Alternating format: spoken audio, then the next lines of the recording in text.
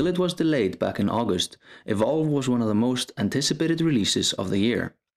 We played the full release of the game at Turtle Rock Studios in Lake Forest, California, and got a peek at the new characters and game modes. Abe, the new trapper, is a bounty hunter and somewhat of a morally grey character. His shotgun features an electronic choke, so if you fire slowly, the pellets will get pulled together, causing a lot of damage to the target, even at long range. The faster you shoot, the more the pellets spread, so at close range you can pretty much go wild with that thing. Abe's stasis grenades emit a dampening field, causing any beast caught within its radius to slow down. His tracking pistol fires tracking darts, which activate when they hit the monster or when the monster eats an animal tagged with a pistol. Even already dead corpses can be tagged with it, so there's no reason not to spray everything that moves, or doesn't, with it along the way. What separates Abe from the other trappers is that he doesn't find the monster as easily, but once he does, it's next to impossible for it to get away. Kyra, the medic, is the brains of the team. She's got a grenade launcher which can toggle between napalm grenades and healing burst grenades. Both projectiles have splash radiuses, so she'll either damage multiple enemies or heal multiple friends, depending on their location and her aim. As there's no friendly fire in the game, she can freely dole out the napalm grenades without regard to where the other hunters are standing. In addition to her launcher, her suit features an acceleration field, which makes every hunter within its radius move much faster. Very handy when hot on the trail of a monster.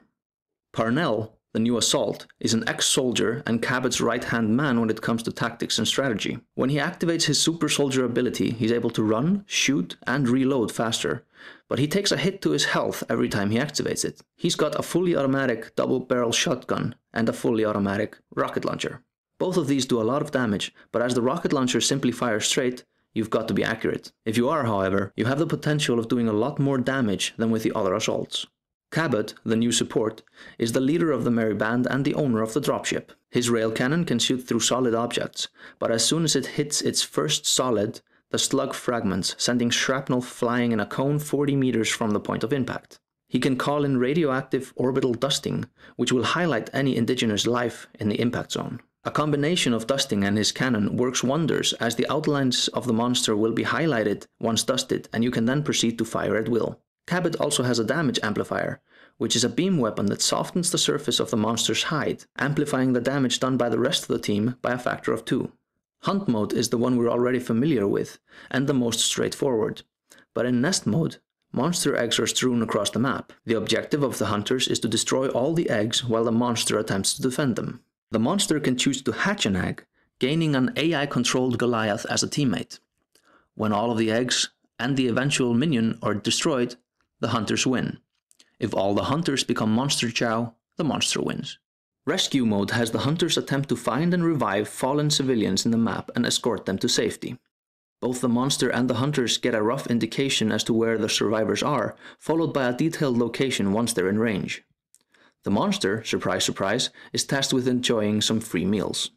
The first one to save or savor 5 civilians wins.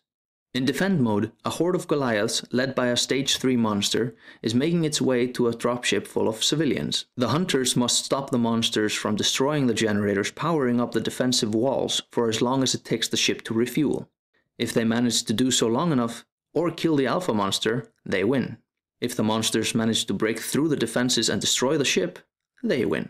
Evacuation mode is essentially a 5-round mini-campaign, starting with a hunt and ending with defend. After the first round, the 5 players are presented with a choice between 2 maps, each featuring a different mode.